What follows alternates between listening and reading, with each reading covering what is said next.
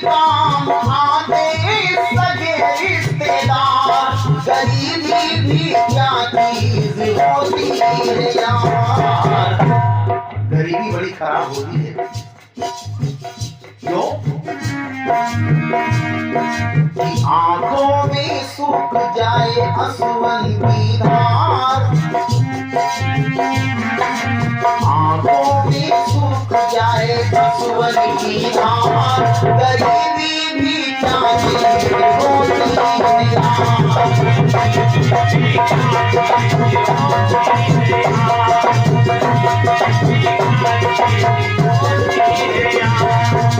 कहते हैं कि कौन किसका हबीब होता है, ये भी आलम एक अजीब होता है।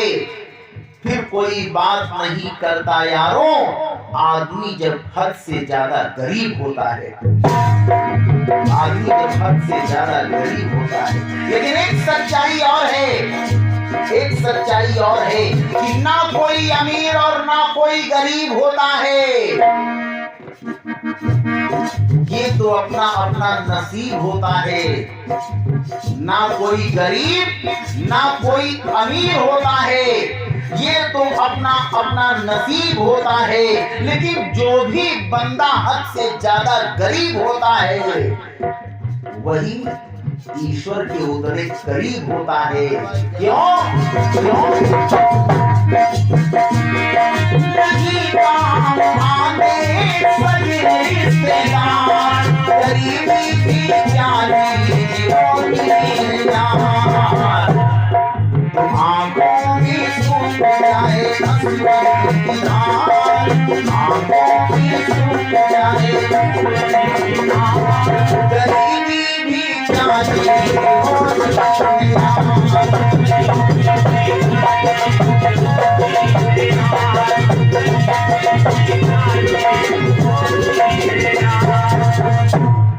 गरीबी बड़ी खराब होती है। जहर पीने की बात आ गई, इतने में अम्मा बेटे जहर पीने की बात कर रहे हैं, इतने में पत्नी आ गई और पत्नी ने पहली दफा अपने पति और सासू मां के आंखों में आंसू देखा। पत्नी बड़ी सुशील थी। पत्नी ने कहा, स्वामी सासू मां क्यों रो रहे हो? पति ने कहा, प्रिय क्या तुम नहीं जानती कि मेरे रोने का कारण क्या है? आज 11 दिन बीत गए, तुम भी पानी पी के सो रही हो, हम दोनों भी पानी पी के सो रहे हैं, और तुम रोने का कारण पूछती हो। आज भी काम नहीं मिला, ये देखो ठोकर लग गई, पूरा पैर फट गया है, लंगड़ाते हुए आया हूं, अब तो जहर खाना चाहता हूं, जीना नहीं चाहता। कहते हैं पत्नी की परिभाषा जानते हो क्या होती है? इस कथा में ये भी आप जान लीजिए, सच्ची पत्नी आखिर होती कौन है? विद्वानों ने बताया है, पत्नात त्रायते पत्नी, जो पत्नी अपने पति को, अपने घर परिवार को पतन से बचा ले जाए, बुरे कर्मों से बचा ले जाए, वही सच्ची पत्नी और सच्ची गृहिणी होती है। जो पत्नी अपने पति को पतन से बचा ले जाए, अगर पति दुखी है तो उसको प्रसन्न करने का कोई ना कोई मार्ग पत्नी को ढूंढना ही चाहिए। अपने पति का उत्साह कभी कम नहीं करना चाहिए, सदैव पति को उत्साहित करना चाहिए कि नहीं आज तो कल काम बनेगा। लेकिन आजकल की पत्नियां, पति बेचारा दिन रात चाहे जितना मेहनत करे, चाहे जितना मेहनत करे, लेकिन पत्नी जैसे बेचारा भूखा प्यासा आएगा तो पत्नी पहले यही बोले, आएगे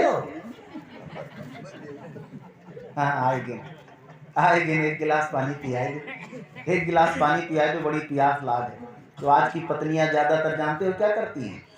जैसे पति ने कहा एक गिलास पानी पिया है तो पत्नी कहेगी ढोंक ना पावत हो जाए तो द्वारे नल लगा। अच्छा है कि नहीं? हमरे जानकर धरा है जो चलिए हम तुमको पानी पिए हैं, लड़का बच्चा ने मुझसे पूरा दिन तबाह रही थे। आप बताओ, वो बेचारे दर्द में आए हैं तो दूसरा दर्द यहाँ और सिर दर्द दे रही है। तो आज की स्थिति तो ये है। लेकिन वो पत्नी, ध्यान से सुनना, वो पत्नी अपने पति के आंखों से आंसुओं को पोंछते हुए कह रही है कि ऐ प्राणनाथ, ऐ प्राणनाथ, ऐ सेवा करूं तेरी दिनों रात में।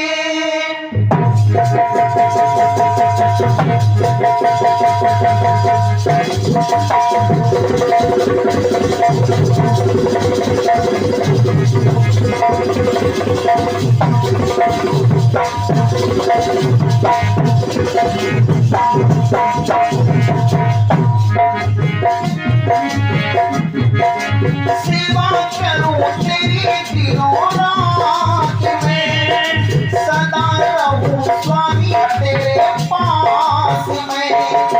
सेवा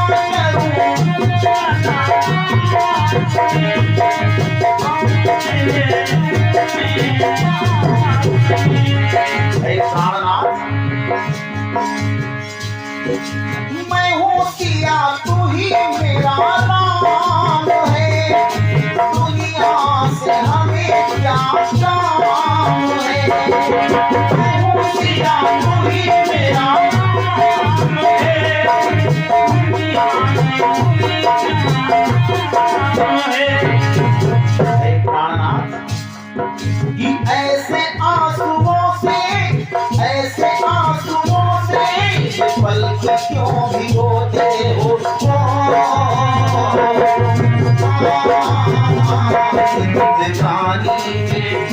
जिंदगानी में अक्सर ये होता है, होता है, होता है।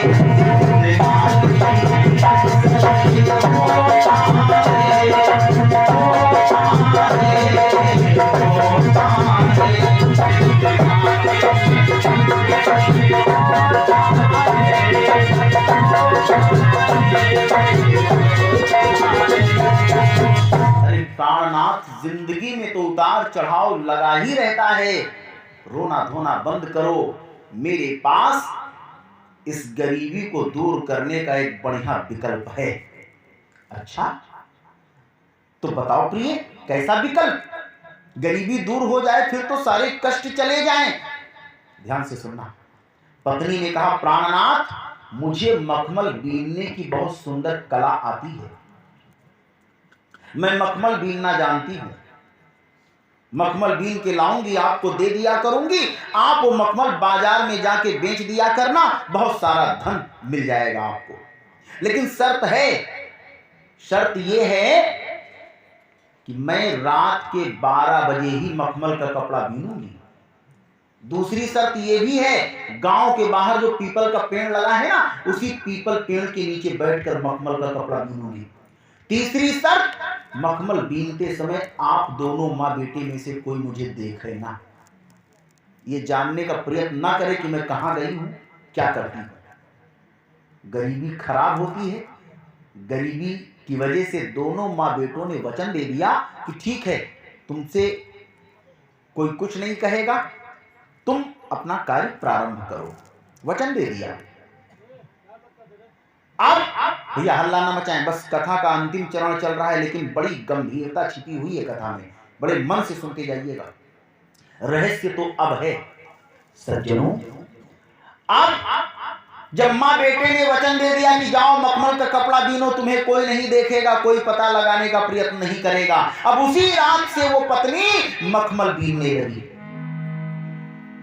रात भर मखमल बीनती है, सुंदर सा मखमल बीन के लाती है, अपने पति को दे देती है। पति ने देखा मखमल, आहा, जानते हो कैसा था मखमल? एकदम दूध के समान सफेद रंग का मखमली कपड़ा है वो, और उस पे लाल रंग की छींटें पड़ी हुई है। बड़ा खूबसूरत लग रहा है वो कपड़ा, बड़ा खूबसूरत लग रहा है। वो नौजवान उस मखमली कपड़े को लेकर बाजार में गया। घर से ये सोच कर गया था कि ये कपड़ा इतने में तो बिक ही जाएगा, लेकिन भैया एक रईस आदमी पहुंचा और जितना उस नौजवान ने सोचा था उसके 1000 गुना अधिक दाम देकर उस रईस आदमी ने उस कपड़े को खरीद लिया। अगले दिन फिर पत्नी मखमल का कपड़ा बीन के लाई।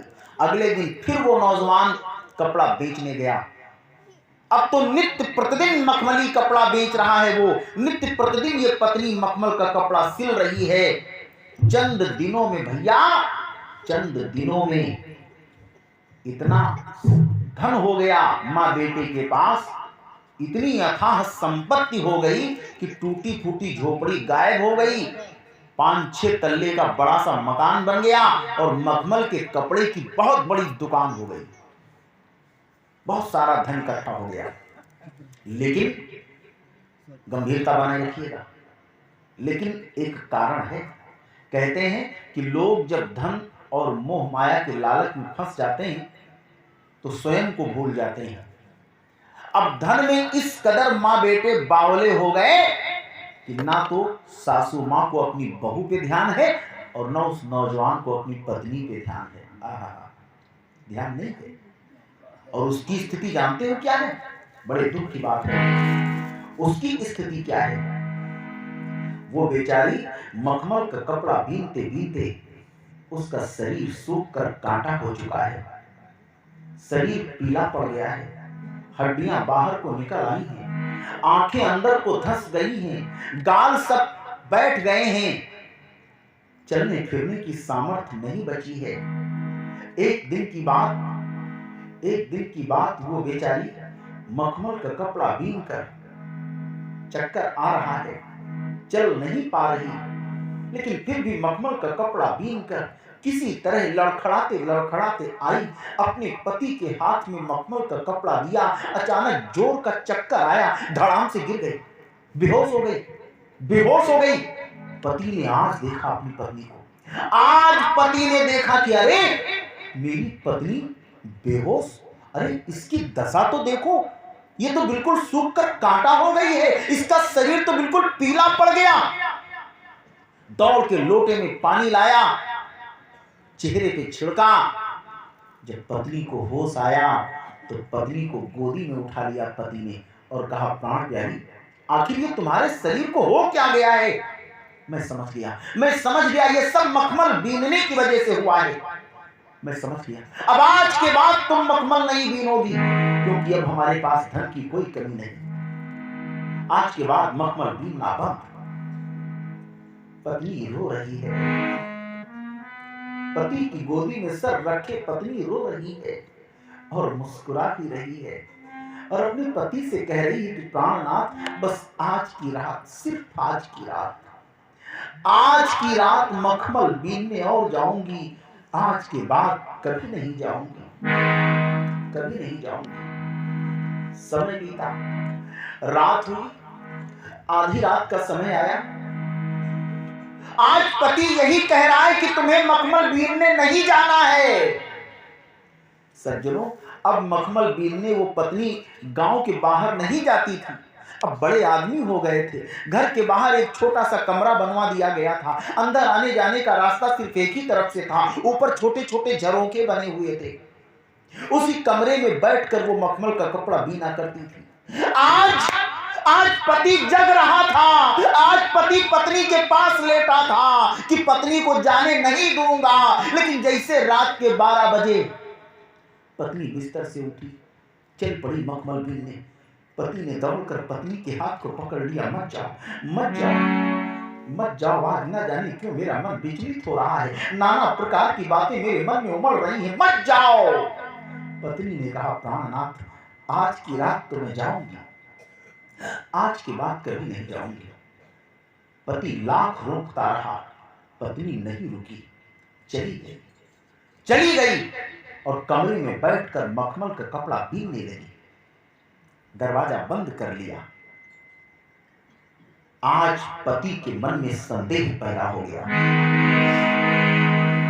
आज पति के मन में संदेह पैदा हो गया कि मेरे इतना रोकने के बावजूद भी मेरी पत्नी क्यों नहीं रुकी। आखिर ये आधी रात को ही मखमल का कपड़ा बीनने क्यों जाती है? ना कोई सुई लेकर जाती, ना कोई धागा लेकर जाती, ना कोई रुई लेकर जाती, ना कपास लेकर जाती। आखिर ये रीते हाथ जाती है, सुंदर सा मखमली कपड़ा बीन के ले आती है। इसका रहस्य तो जानना पड़ेगा। आखिर मामला क्या है? आज वो पति एक सीढ़ी लेकर के गया, दीवार से लगाया, चढ़ गया, झरोखे के अंदर खोपड़ी डालकर कमरे में देखने लगा कि मेरी पत्नी इसके अंदर कर क्या रही है। गंभीरता बनाए रखिएगा, अंधियारी रात का समय है। अंदर जब देखा तो देखा क्या, कमरे के अंदर सिर्फ अंधेरा ही अंधेरा है, कोई नजर नहीं आ रहा, कोई नजर नहीं आ रहा। हड़बड़ा गया पति, खोपड़ी को झरोखे से बाहर निकाला। अरे मेरी पत्नी अभी इसके अंदर आई है, अंदर से दरवाजा भी बंद है, बाहर जाने का और कोई रास्ता नहीं है। फिर मेरी पत्नी गई तो कहां गई? नहीं नहीं, मेरी पत्नी इसी कमरे के अंदर होनी चाहिए। फिर खोपड़ी अंदर डाला। अब की बड़े गौर से कमरे के अंदर बड़े गौर से देखने लगा, ध्यान लगा के देखने लगा। और जब ध्यान लगा के देखने लगा भैया, तो देखते देखते देखते देखते उस कमरे के दाहिने कोने में जब पति की नजर पड़ी, दाहिने कोने में पति की नजर पड़ी, नजर पड़ते ही सज्जनों पति की आंखें फटी की फटी रह गई। ऊपर की सांस ऊपर और नीचे की सांस नीचे रह गई। शरीर के रोंगटे खड़े हो गए, शरीर थर थर थर थर कांपने लगा, शरीर थर थर थर थर कांपने लगा। इतने में उसकी मां आ गई। बेटा ऊपर चढ़े, क्या कर रहे हो? बेटे ने कहा मां चुप हो जाओ, तुम भी आओ, देखो तो अंदर का नजारा देखो। मां भी चढ़ गई, मां ने भी देखा।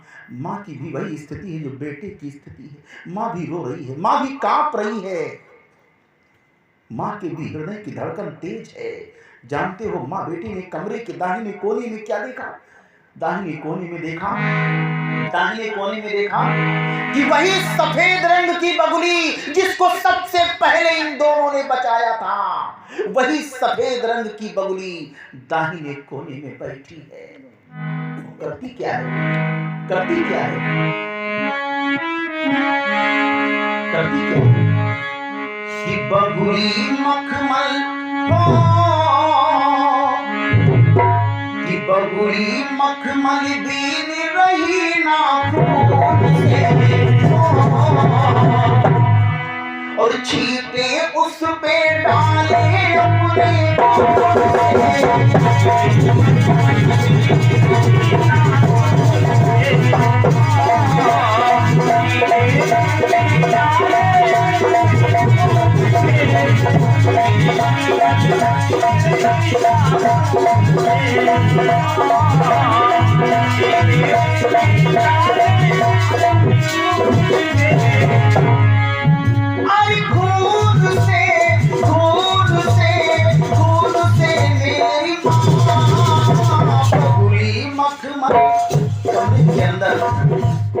बगुली मखमल हो, बगुली मखमल बीन रही नाखून से, छींटे उसके डाले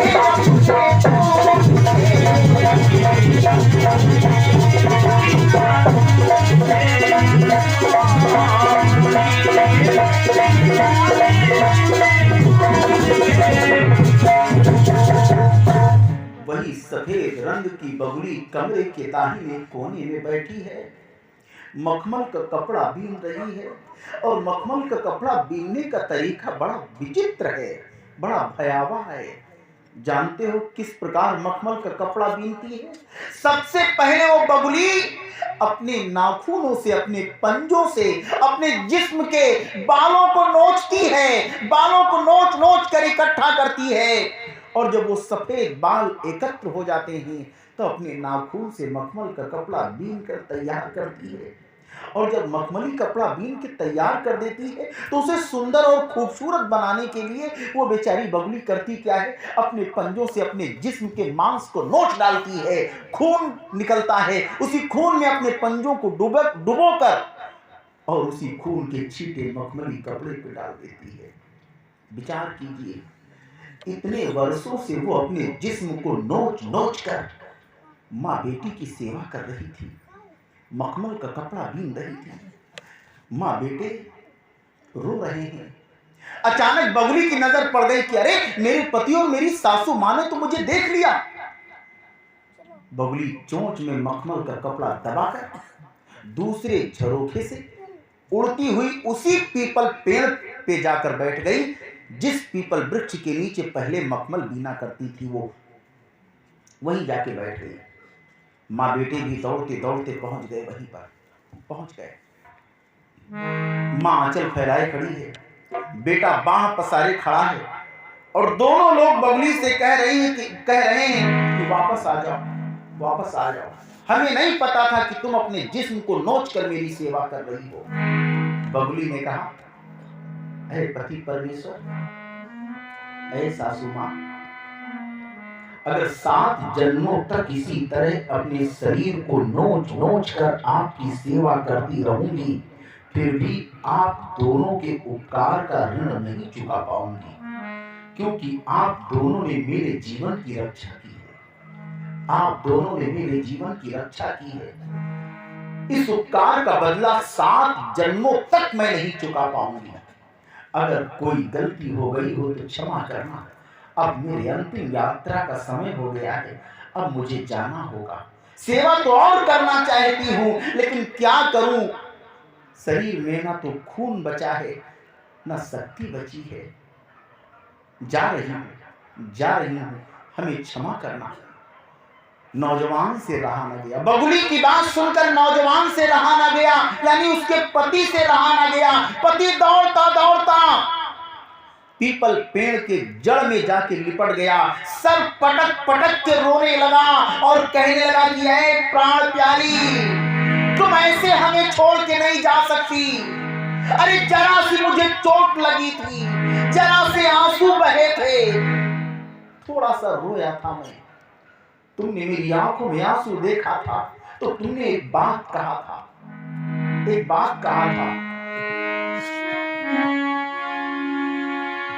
अरे मैं हूँ सिया कि तू ही मेरा राम है,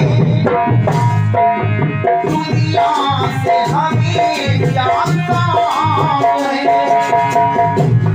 कहा था, और तुमने ये भी कहा था कि ऐसे आंसुओं से पल के क्यों भिगोते हो।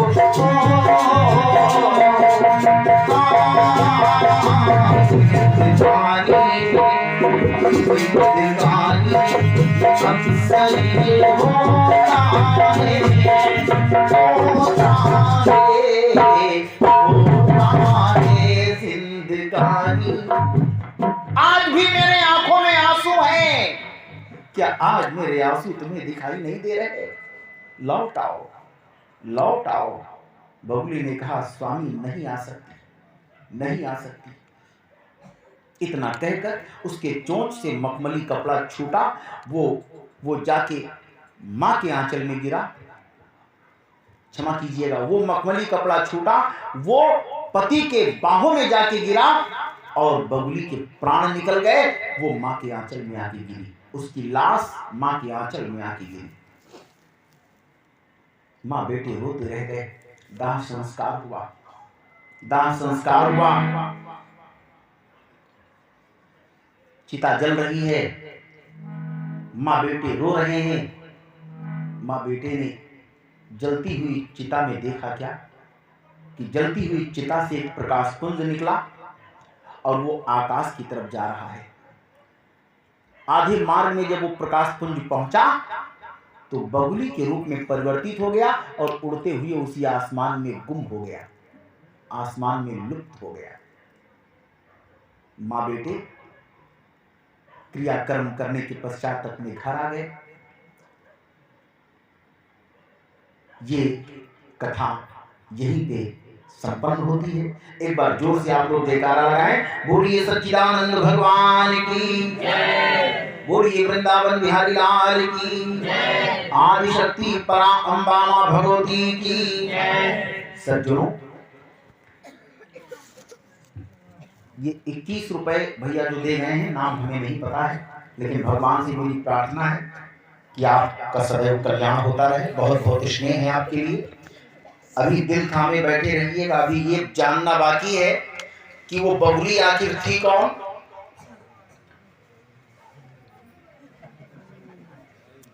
वो कहां से आई थी,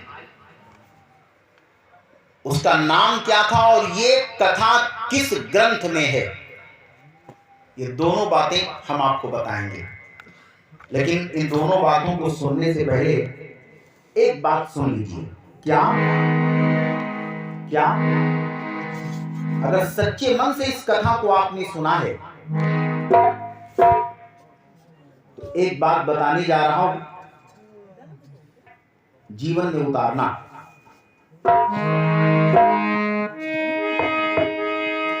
अरे जन्म से लेकर मरण तक दौड़ता है आदमी, और दौड़ते ही दौड़ते दम तोड़ता है आदमी। कि सुबह पल का शाम अर्थी 4 पाई दोपहर, तो 3 लकड़ी 4 दिन में जोड़ता है आदमी। कि 1 रोटी 2 लंगोटी 3 गज कच्ची जमीन, तो बस यही कुछ जिंदगी में जोड़ता है आदमी। क्या है?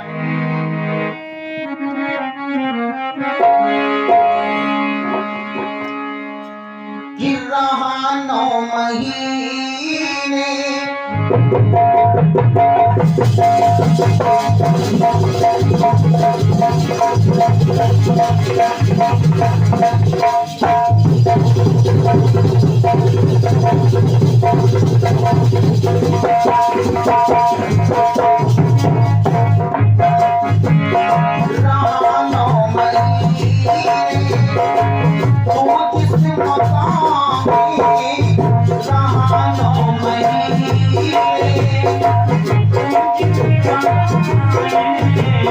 अच्छा ये बताओ, 9 महीने हम आप किस मकान में रहते हैं? 9 महीने माँ की कोख में रहते हैं ना। सच्चा मकान तो 9 महीने का वही है। तो गीत देखो, गीत के भाव समझना, गीत क्या कह रहा है।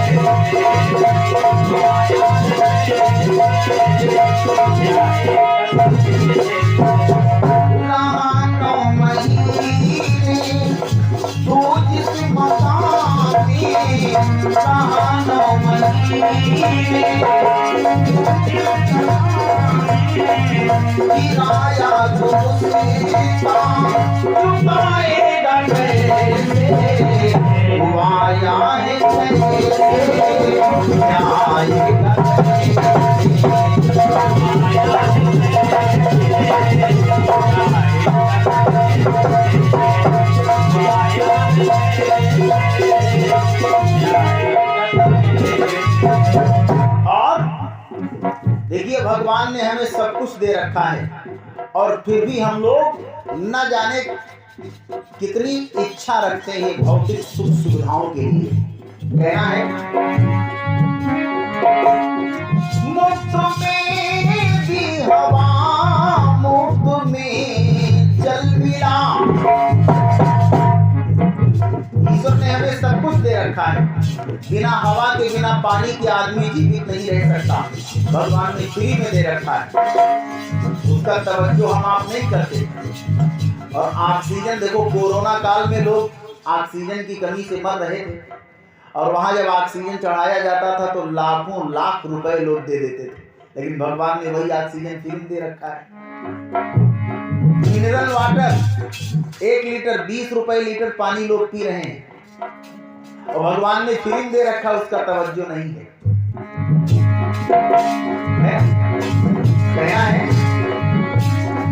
मुफ्त में दी हवा, मुफ्त में जल मिला, और हर समस्या के पहले हमें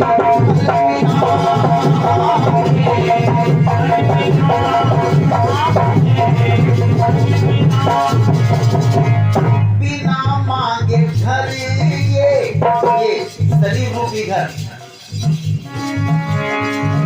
बिना मांगे घर ये सुघर मिल गया है, बिना मांगे घर ये सुघर मिल गया है। तू ऐसा सुघर घर, तू ऐसा सुघर घर बनाएगा कैसे? तू आया है कैसे? यहाँ आएगा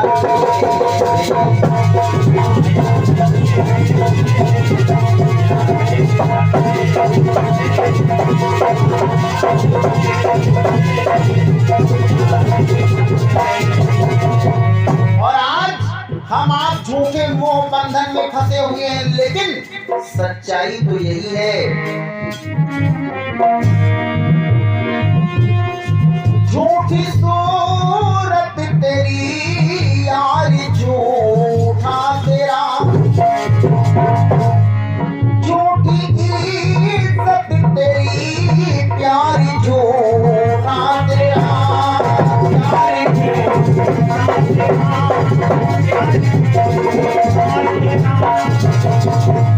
तू गिनता रहेगा ये धन जिंदगी भर, तू गिनता रहेगा ये धन जिंदगी भर।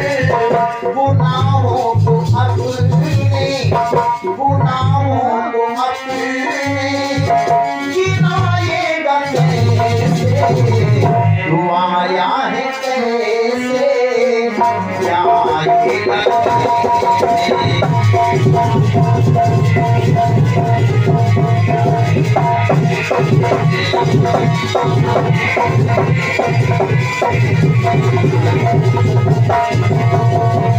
रहा 9 महीने तू जिस मकान में, रहा 9 महीने तू जिस मकान में, बिताया तू उसका चुकाएगा कैसे?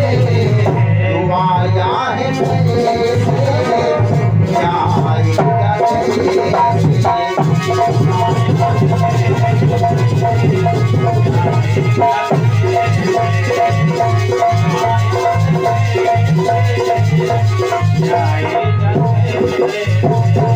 बोलिए यज्ञ भगवान की, बोलिए सांचे दरबार की। अब सब लोग ताली बजा के भगवान का महामंत्र कहने वाले, फिर 2-4 मिनट का मध्यांतर, फिर हरिश्चंद्र महाराज की कथा में हम प्रवेश करेंगे। छोटी सी कथा है लेकिन बड़ी सुंदर कथा है, और कुछ कटपीसों का भी दौर चलेगा, और कुछ लोगों की इच्छा होती है कि महाराज जी कटपीस सुनाइएगा, तो ये मध्यांतर के पश्चात ये सारा कार्य होगा। आइए भगवान का महामंत्र हो जाए। श्रीमन्नारायण। असल में वो जान नहीं पा रहे हैं, आपके बजाय हमारा वॉल्यूम बढ़ा दे रहे हैं। बाजा वाले भैया 1 मिनट आप उठो तो अभी हम बता दें आपको। भैया अभी नहीं हम बता रहे हैं। जो इधर वाली पीली लीड है, इधर वाली, हाँ इसका वॉल्यूम थोड़ा सा बढ़ा, अभी देखो ना, यहाँ से हो तो वहाँ तो नहीं वहीं से बढ़ाओ। अब देखो, हाँ बढ़ाओ, अब आया। वाह आएगी। कोई बात नहीं, कोई बात नहीं। ठीक है, ठीक ठीक। आइए ताली बजाते हुए। हेलो, ये मेन वाला भी थोड़ा देख लो भैया, ट्रेबल थोड़ा कम करके फिर वॉल्यूम बढ़ाओ। हमारे वाले का भैया, हाँ बढ़ाओ ना, प्रेम से काम करो। हेलो हेलो, हाँ बस ठीक है। हेलो, हाँ सब लोग ताली बजाते हुए भगवान का नाम कहलवाना। श्रीमन नारायण नारायण नारायण, श्रीमन नारायण नारायण नारायण, श्रीमन नारायण नारायण।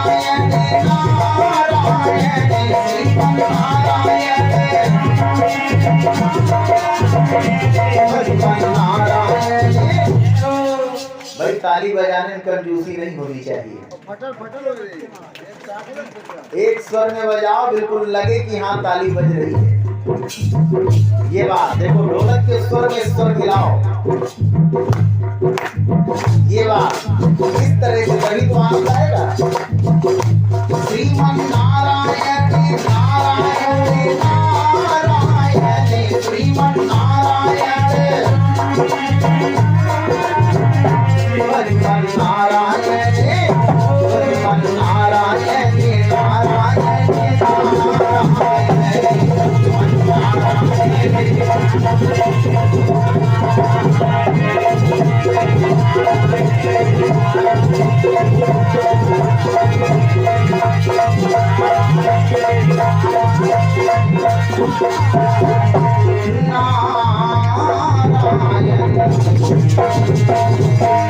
बोलिए भक्त और भगवान की, बोलिए साचे दरबार की, आदिशक्ति महामाया की।